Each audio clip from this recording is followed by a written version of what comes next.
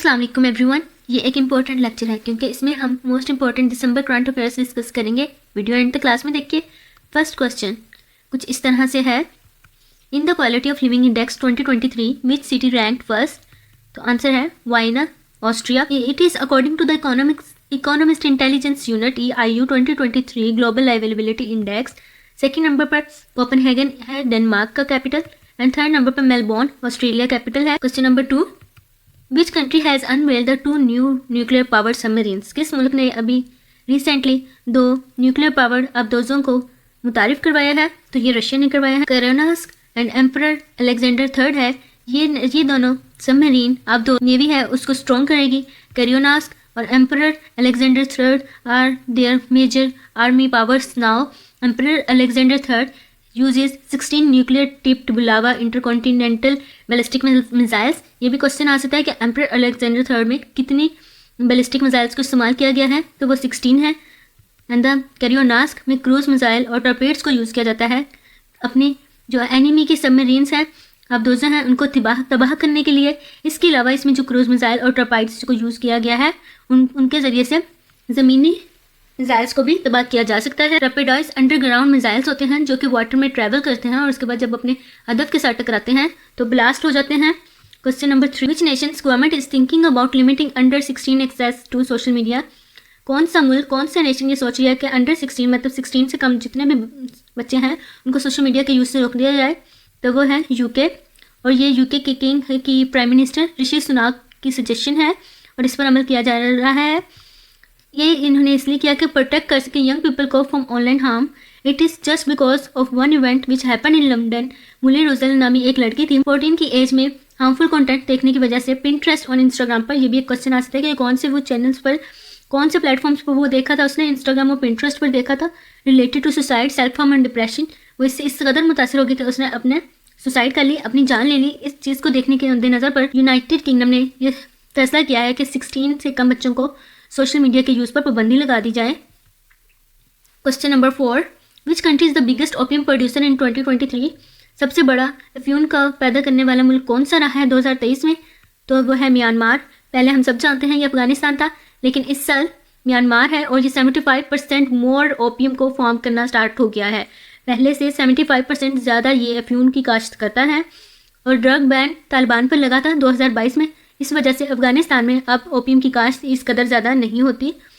It is according to the UN office on drugs and crime की report के मुताबिक Myanmar ने सबसे ज़्यादा ओपियम अफ्यून को पैदावार की है। Question number 5, recently which country unveiled the fourth generation nuclear power reactor. किस मुल्क ने सबसे पहले fourth generation nuclear power reactor को बनाया? तो वो चाइना है। चाइना ने इसका नाम शिदाओ बे न्यूक्लियर पावर प्लांट लिखा, जो गैस कोल्ड न्यूक्लियर रिएक्टर को यूज़ करता है। इसमें कूल्ड गैस को यूज़ किया जाता है। जब गैस को रिमूवल होता है तो वो कूल्ड होता है। इसकी वजह से कार्बन डाइऑक्साइड, कार्बन की डिफरेंट फॉर्म्स की एमिशंस को बहुत कम किया जाएगा और इस तरह से पोल्यूशन को कंट्रोल किया जा सकेगा। इसमें बहुत ज़्यादा स्मॉल मॉड्यूलर रिएक्टर्स को यूज़ किया जाता है to generate electricity, heating, desalination और इंडस्ट्रियल स्टीम की जनरेशन के लिए, ताकि टर्बाइंस को मूव किया जा सके। Question number 6, United Nations climate change conference 2024 will be held in. तो बाकू अजरबैजान में ये हेल्ड होगी। United Nation next climate conference है, ये हर साल होती है। 2024 की ये बाकू अजरबैजान में होगी और ये नवंबर 11, 2024 को होगी। इसका स्केड्यूल हर साल दे दिया जाता है नवंबर में, तो इस साल भी दे दिया गया 2024 का, और वो बाकू अजरबैजान में होगी। Question number 7, which country recently detected the first human case of H1N2 pig virus. इसका अभी रिसेंटली दोबारा से इसका एक केस सामने आया है। वो कौन से मुल्क में आया है? तो वो यूके में आया है। न्यू स्ट्रेन ऑफ इन्फ्लुएंजा, इसका एक न्यू स्ट्रेन है ये। और ये इसने 2009 में स्वाइन फ्लू काज किया था, एक पेंडेमिक था जो पूरी दुनिया में फैल गया था, just like corona virus. Question number 8, which historic site was recently awarded the title of 8th wonder of the world. अभी तक हम 7 अजूबे पढ़ते हैं दुनिया के, 8वां अजूबा दुनिया का, उसको भी अवार्ड कर दिया गया है। वो कौन सा है? एंकोर वाट है और ये कहाँ पर है? कंबोडिया, अफ्रीका में है। किंग सरियावर्मन सेकंड ने इसको बनाया था 12th सेंचुरी में। ये पहले हिंदू का टेम्पल था, लेकिन उसके बाद ये बुद्धिस्ट में कन्वर्ट हो गया। इसलिए ये दोनों मजहब के हमें बारे में बताता है। दोनों मजहब के बारे में बहुत कुछ मालूमात, उनके मुजस्मे हमें इस पूरे टेम्पल में नजर आते हैं। और ये वर्ल्ड्स लार्जेस्ट रिलीजियस बिल्डिंग है। Question number 9, world's biggest experimental nuclear fusion reaction opens in which country. It is in Japan. दिसंबर 1, 2023 को इन्होंने ओपन किया है। फ्यूजन ऑफ 2 एटॉमिक न्यूक्लियाई, ये फिशन नहीं है, ये फ्यूजन है, आपने हमेशा याद रखना fusion rather than the splitting of one. ये फ्यूजन में 2 न्यूक्लियर मॉलिक्यूल्स आपस में जुड़ते हैं और इसके बदले में बहुत सारी एनर्जी प्रोड्यूस होती है। Question number 10, which country will host the 37th session of the Asia Pacific regional conference of the food and agriculture organisation of the United Nations. तो वो श्रीलंका है जो FAO की 37th सेशन को होस्ट करेगा। कोलंबो में अपने कैपिटल सिटी में इसको होस्ट करेगा और 19 से 23 फरवरी 2024 तक। अगर हम FAO की मेंबर्स की बात करें तो वो 195 है और जिनका गोल, FAO का गोल इज जीरो हंगर और इसे UN sustainable development goal number 2 भी कहते हैं। Question number 11, which country has build the world's deepest and largest underground laboratory on earth. दुनिया में सबसे गहरी और बड़ी लेबोरेटरी कहाँ पर वाक़ है, तो वो चाइना में है। चाइना जिनपिंग अंडरग्राउंड लेबोरेटरी भी इसे कहते हैं। ये इसका साइज़ अबाउट 120 स्विमिंग पूल्स के इक्वल है और विड्थ 1.5 माइल्स है। इसके अलावा इसको क्यों बनाया गया है अंडरग्राउंड, ताकि यूनिवर्स डार्क मैटर के बारे में डिस्कवरी कर दी जाए कि अभी तक जो अनसॉल्व मिस्ट्री है इसको सॉल्व करने की कोशिश की जाए। Question number 12, Christopher Luxon took office as a new prime minister of which nation. तो न्यूजीलैंड का ये के हैं, ये बिजनेसमैन और पॉलिटिशियन थे और ये न्यूजीलैंड के 42nd प्राइम मिनिस्टर हैं। Question number 13, who became first South Asian nation to register same sex marriage. तो साउथ एशियन कंट्रीज कौन सी है जिसने सबसे पहले सेम सेक्स मैरिज को अलाउ किया है, तो वो नेपाल है। Question number 14, now which country will issue paperless visa and have eliminated the need for physical visas in passports. तो of course it is the most advance country USA। Biden ने इसको administration की है। Question number 15, the South Asian Association for Regional Corporation SAARC charter day is observed annually on 8 December. Annually हर साल ये इनका charter day मनाया जाता है। इस साल ये 39th सार्क चार्टर डे था और ये 1985 जब सार्क बनी तब से लेकर आज तक हर साल ये होता है। इस साल 2023 का 8 दिसंबर में हुआ। Question number 16, who has been elected as the prime minister of Poland by winning a vote of confidence. कौन थे, डोनाल्ड टस्क था। इसकी पार्टी का नाम सिविल कोएलिशन है और 11 दिसंबर 2023 को ये इलेक्टेड हुआ। Question number 17, 2024 ICC men's T20 world cup will be staged in West Indies and USA में इसको स्टेज किया जाएगा और जून 4 से जून 30 तक ये टूर्नामेंट जारी रहेगा। Question number 18, submarine day is observe annually on. आबदोज़ों का दिन कब मनाया जाता है, तो ये 8 दिसंबर को मनाया जाता है और 1967 से इसको मनाया जा रहा है। इसका मकसद क्या है कि दुनिया में आबदोज़ों के बारे में इंफॉर्मेशन प्रोवाइड करना और इनको बनाना, इसके ज़रिए से रिसोर्सेज को नए को तलाश करना। और ये इस दफ़ा 56th सबमरीन डे बनाया गया।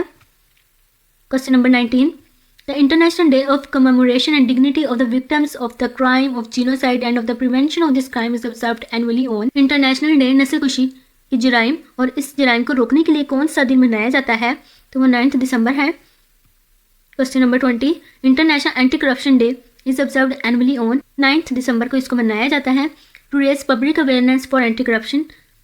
और 20th एनिवर्सरी थी, that is since the passage of the United Nation convention of 31 October 2003 को इसको पहली दफ़ा मनाया, ऐलान किया गया इसका। लेकिन इसका डे जो है वो 9 दिसंबर को मनाया जाता है, लेकिन फर्स्ट टाइम जब इसको अनाउंस किया गया वो तो 31 अक्टूबर 2003 था। ये इंपॉर्टेंट पॉइंट आप याद रखिए हमेशा। इस दफ़ा जो थीम 2023 था वो uniting the world against corruption था, कि पूरी दुनिया को करप्शन के खिलाफ इकट्ठा करना है।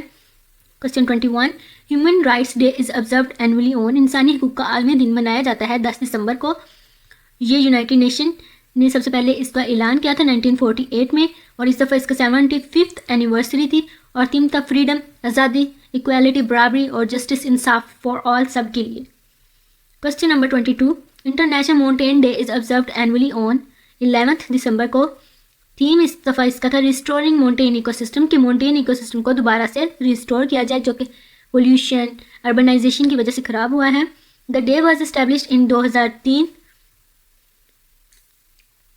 Question 23, United nation children for UNICEF day is observed annually on. कब मनाया जाता है, 11 दिसंबर 2003 को ये इस साल मनाया गया। Establish by the United Nation General Agency in 1946 और ये 77th यूनिसेफ डे था। हेडक्वार्टर इसके यूनिसेफ के न्यूयॉर्क USA में है और यूनिसेफ की हेड का नाम कैथरीन रूजल है। Question 24. International Universal Health Coverage Day is observed annually on 12th December to raise awareness of the need for strong and resilient health system and universal health coverage के लिए the United Nations proclaimed 12 December as International Universal Health on 12 December 2017. इसका मतलब ये 2017 से इस दिन को मनाया जा रहा है और इसका ऐलान 12 दिसंबर 2017 को ही हुआ था, इसलिए इसको 12 दिसंबर पर ही मनाया जाता है. थीम था health for all time for action. अगर हम सबको हेल्थ देना चाहते हैं तो इसका टाइम आ गया है 2023 में कि अब एक्शन लिया जाए. Question number 25. International day of neutrality is observed annually on. गैर मुल्की जानिबदारी को रोकने के लिए जो आलमी दिन मनाया जाता है वो 12 दिसंबर को मनाया जाता है. और ये न्यूट्रलिटी इन इंटरनेशनल रिलेशन, जिस तरह से अब गज़ा फ़लस्तीन का मामला है, इसमें इंटरनेशनल डे में न्यूट्रल गैर जानिबदारी करके फ़ैसला देना, ये इसका दिन 12 दिसंबर को मनाया जाता है. और सबसे पहले इसको 2017 में. Thanks for watching my video. If you like my video, please do comment or subscribe. If you have any confusion or question, do comments. I will respond to all your comments. Thank you for watching.